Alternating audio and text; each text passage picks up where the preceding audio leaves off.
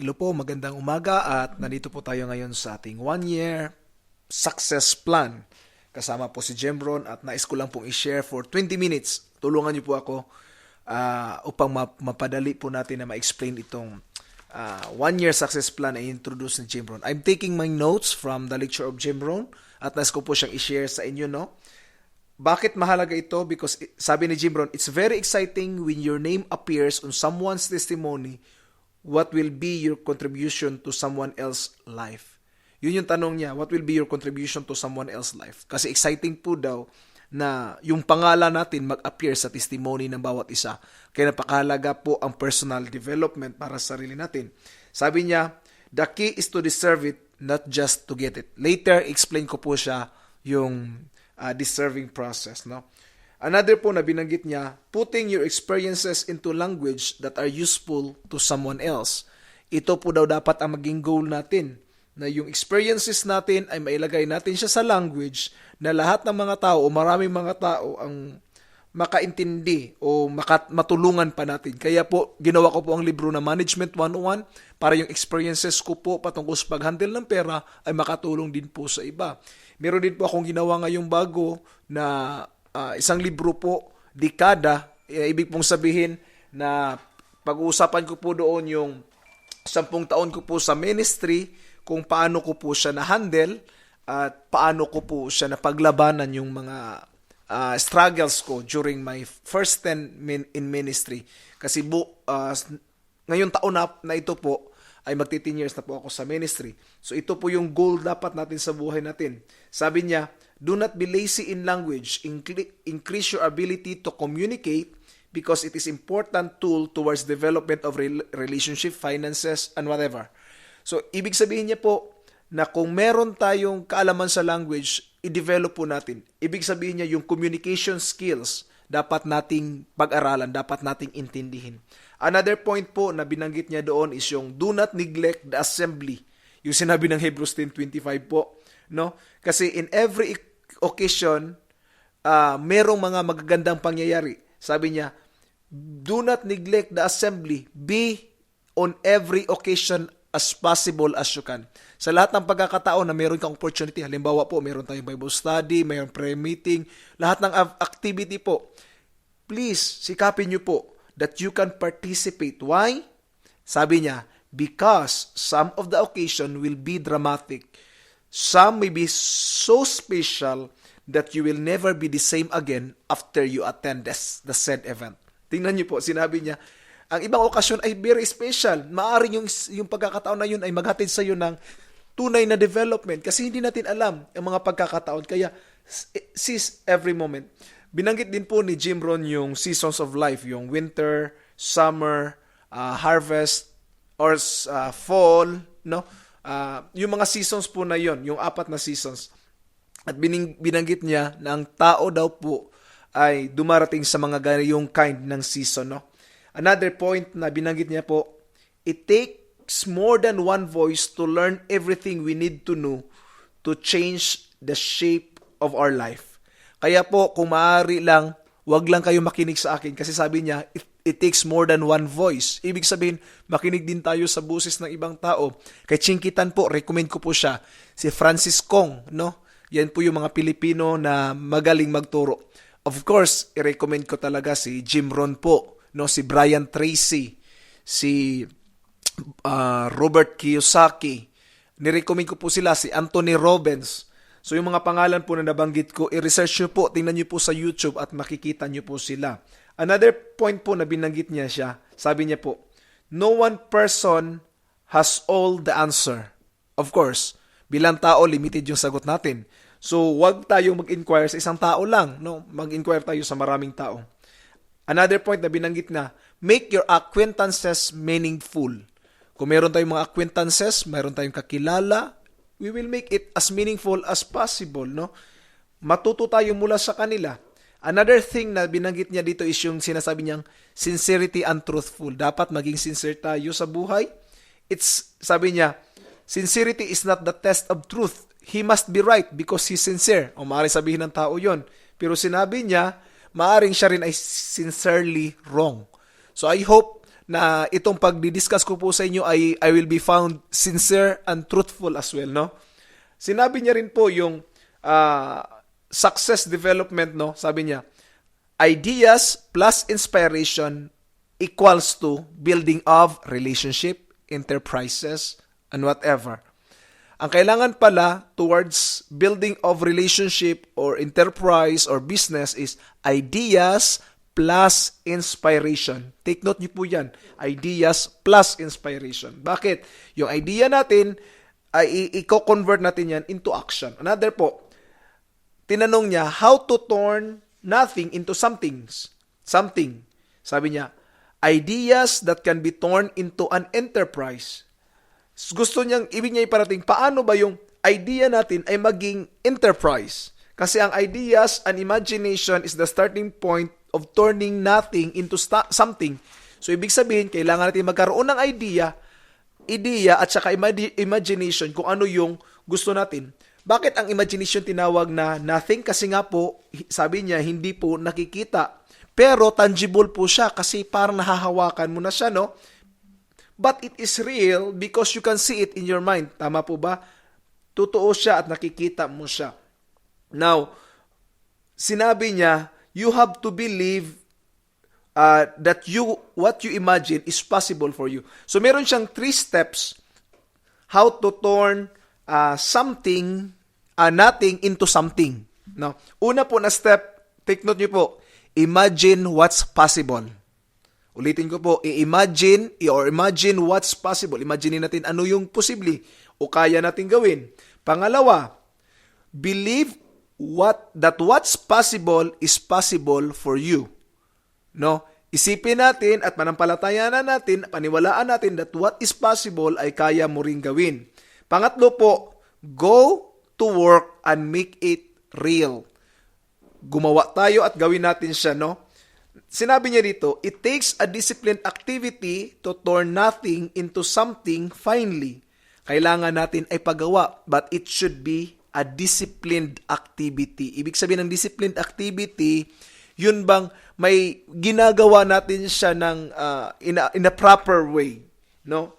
Sabi niya po dito, appreciate now the disciplines that turns the imagination to reality.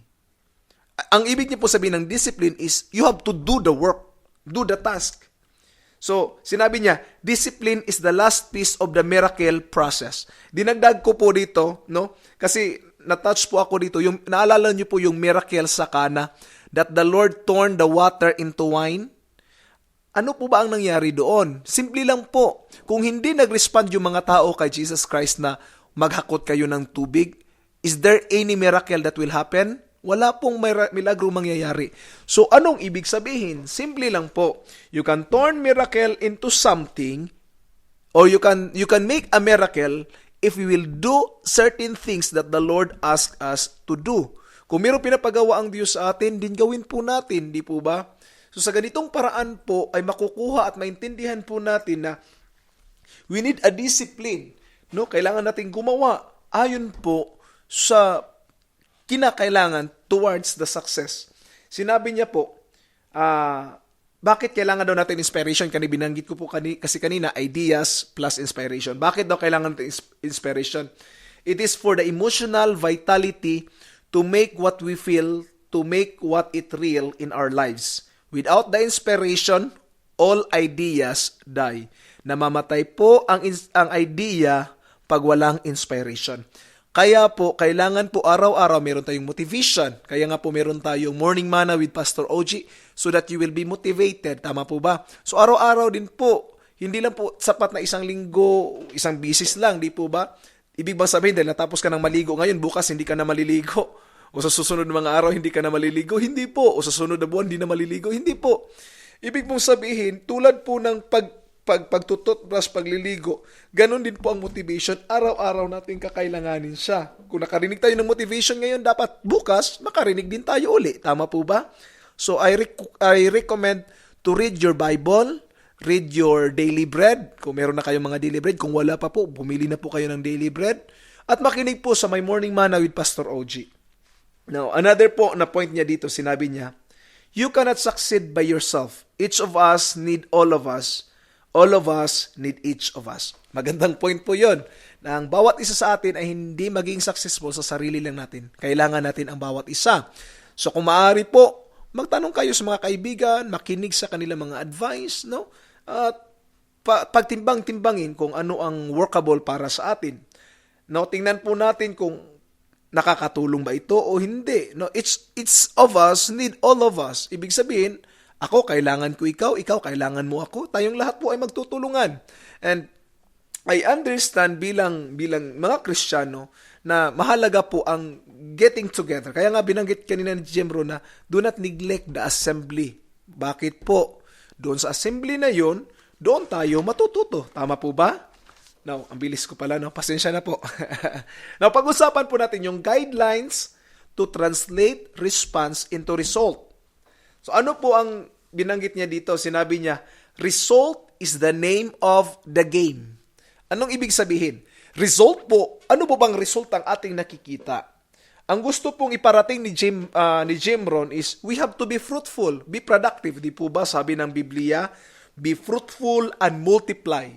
Now, anong production ang gusto mo? Para lang ba sa sarili mo ang production na kaya mo? Sabi ni Jim Rohn, if you want to become productive or fully fruitful in your life, sinabi niya, go to work producing more than you need for yourself so that you can bless others and your community. Yun yung binanggit niya po. No, nga, na kung gusto natin maging productive, hindi lang para sa sarili natin. Of course, it will be rewarding kung meron tayong makaprovide tayo ng sarili nating bahay. How about kung makaprovide ka rin po ng bahay para po sa mga bata sa lansangan? Opo, satisfying po na makapag-provide tayo ng pagkain sa ating pamilya. Tama po ba? Makapagpadala tayo. How satisfying it is kung meron kang sariling feeding program linggo-linggo na pinakpakain mo yung mga taong walang pagkain at yung walang mga bigas na bibigyan mo buwan-buwan. You become a blessing to other people. Di pa satisfying po yun? How it is blessed kung ikaw ay makapag-travel abroad o makapag-bakasyon sa ibang bansa. Blessed po yun, di po ba? Pero how blessed it is kung ang inyong pastor sa Pilipinas o ang inyong mga kaibigang naglilingkod sa Diyos ay mabigyan nyo rin ng pagkakataon na makapagbakasyon ng libre. Gaano po ba yun? Fruitful. Kaya sabi niya, go to work producing more than what you need for yourself. Another point po na binanggit niya, sinabi niya, so what is the guidelines to translate response into results? Sabi niya, una, 4 lang po ito, no? Isa-isahin ko. Una is be thankful of what you already have. Magpasalamat kung anong meron tayo. Pangalawa po, be eager to learn. Pangatlo po is exercise a good debate o debate. Pang-apat po is be a good listener. Isa-isahin po natin siya, no? Don't worry, meron pa po ako natirang 7 minuto para po pag-usapan ito. Be thankful. Sabi niya, kung anong meron tayo ngayon, dapat magpasalamat tayo. That is the guidelines to translate response into results. Kasi po, kung anong meron tayo, dapat nating pasalamatan yun sa Panginoon because that's the point, that's the time that we will recognize the abundant life of God. Tapos kasunod niyan, sinabi niya pa, kasi ang 21st century po daw ay merong unprecedented opportunity para sa atin, kaya dapat tayo magpasalamat. Merong competition kasi worldwide ang competition, pero be thankful kasi nandito na tayo sa bagong century. Sabi niya, anong kailangan mo sa 21st century? Sabi niya, learn multiple skill. Kung marunong kayong magbinta, then develop po yung marunong tayong mag-recruit. Kung nasa networking industry ka, o marunong tayong mag-training ng mga tao, ng staff. Another po, if you want to be fruitful, you have to learn more than one language. Mag-aral tayo ng maraming language. Kaya nga po ako naging, desire ko na rin po na mag-aral ng Arabic. No? Now, doon tayo sa pangalawa, be eager to learn. Sabi niya, time is more valuable than money. You can get more money, but you cannot get more time. So sinabi niya, be eager to learn, take good notes. So ngayon po, itong time na ito, hindi niyo po kayang bilhin to, no? Kasi mas mahal pa ito kaysa pera na kinikita natin kasi mahal ang pera po ay equate po yan sa time natin. So ngayon po, take good notes. Kung alam mo, narinig niyo po ako ngayon, mag-take note po kayo. Sinabi niya sa pangatlo, sa guidelines to translate response into result is debate. No, exercise a good debate. Kasi po ang debate importante. Pero ang debate na ibig ko po sabihin, yung good debate, hindi yung in order to win the argument. The purpose of the debate dito ay hindi to win the argument but to take a good point. So ang desire niyo po ay hindi para manalo sa debate, kundi para makakuha ng maganda at maraming ideya. Bakit po? Because you need more than one point of view. Halimbawa, ganito po. Kasi nakikita ko madalas in the biblical point of view, tama po ba? Maaring nakikita nyo rin po na point of view is mula sa economics o mula sa ibang aspeto. So look at it on the different perspective, in that different point of view. Sinabi niya, another point na binanggit niya, be a student, not a follower. Klaro po ba yon? Be a student, not a follower. Maging estudyante tayo, hindi lang tagasunod. Huwag nyo po ako sundin lang. Take note po kayo, mag-aral po. If you cannot debate with someone else, then debate with yourself. Makipagdebate sa sarili. So, bakit kailangan yon? So that you can refine the idea that can define your potential. Yung mga idea na kukuha mo, i-refine mo siya, alin ba doon ang pwedeng makatulong sa'yo. Another point po, pang-apat at panghuli doon sa binanggit niya sa guidelines is, be a good listener. Makinig tayo. Kaya nga po, binigyan tayo ng 2 tenga at 1 bibig. Kasi kailangan mas marami ang pakikinig kaysa pagsasalita. Now, another subject na binanggit niya po sa natira kong 4 na minuto ay babanggitin ko yung sinabi niyang enlightened self-interest. Ang self-interest po ay minsan pangit pakinggan, tama po ba? Pero sabihin ko po sa inyo, lahat tayo ay mayroong tinatawag na self-interest. Ang kailangan lang i-enlighten yan. Ano yung mga self-interest natin? Una, to survive. Pangalawa, to succeed. Tama po ba? Kailangan tayo mag-survive. Pangalawa, kailangan natin mag-succeed. Now, maghanap tayo ng self-interest na hindi lang maka-benefit sa'yo, but will benefit everyone else in this world. Because life was designed to give us what we need, but life was not designed, sabi niya, life was not designed to give us what we need, but life was designed to give us what we deserve. Yung tinatawag po na wishing to receive or wishing to desire, yun po yung tinatawag nating self-interest, no? Ang mundo po ay nagre-respond hindi doon dahil sa kailangan natin, kundi dahil sa deserving tayo. Halimbawa, porke ba may pangangailangan ang Africa, agad ibubuhos agad ng Lord ang pagkain doon sa mga taong nagugutom? O di kaya sa mga nasa Pilipinas, yung mga mahihirap na walang makain, ibig ba sabihin dahil may pangangailangan, ibibigay agad? No, hindi po. They have to deserve it. Kasi ganun po yan. Ganun po ang principle. Please bear with me, no? I want to clarify what I mean with deserving. Reaping is reserved for the planters. They deserve it. Hindi ka pwede pupunta doon sa field at sabihin mo, may pangangailangan ako, bigyan mo ako ng bigas. Hindi po ganun, tama po ba? Hindi ka bibigyan ng bigas dahil may pangangailangan ka ng bigas. You have to deserve. Paano? How to deserve? Magtanim. And reaping is reserved for the planters. Kung may tinanim, may aanihin. Because you deserve it. So if you knock, kung kakatok tayo, pagbubuksan, sabi ng Biblia, ask and you will receive. Seek, you will find. Knock, it will be open. Kumatok tayo, pagbubuksan tayo, maghanap tayo, makakasumpong. Bakit ganon? Kasi kung tayo po'y kumatok, binuksan natin yung opportunity para sa atin na maging deserving tayo. Kasi kung wala tayong gagawin, wala tayong matatanggap. No? Finding is reserved for the seekers. Yun naman yung sinabi niya. Kung naghahanap tayo, makakasumpong. Dahil they deserve it. If you want to find good idea, you have to search it. Kung gusto mo makahanap ng magandang idea, huwag kang manood ng TV Patrol madalas. Magandang idea, hanap po, hindi balita. So ano pong ibig kong sabihin? Maghanap tayo. Pumunta tayo sa library, magsimba tayo, mag-take notes. Kasi hindi po darating ang mga magagandang idea kung wala tayong gagawing aksyon. Hindi tayo deserving tumanggap noon. Halimbawa, sabihin ko, I need $20. I need $20. Please give me $20. No. The question is, how can I avail to have $20? Then, when you ask this question, you deserve, no? You are qualified to deserve. Naging qualified ka na. Bakit? Maghahanap ka ng paraan. So, sinabi ni Jim Rohn, mahalaga po ito, no? Please, bigyan niyo po ako. Malapit na po yung 20 minutes, but I want to continue with this, tapusin ko lang po ito. Take your seed to the marketplace, not your need. Yun yung sinabi niya. Dalhin mo ang iyong binhi sa marketplace at hindi yung iyong pangangailangan.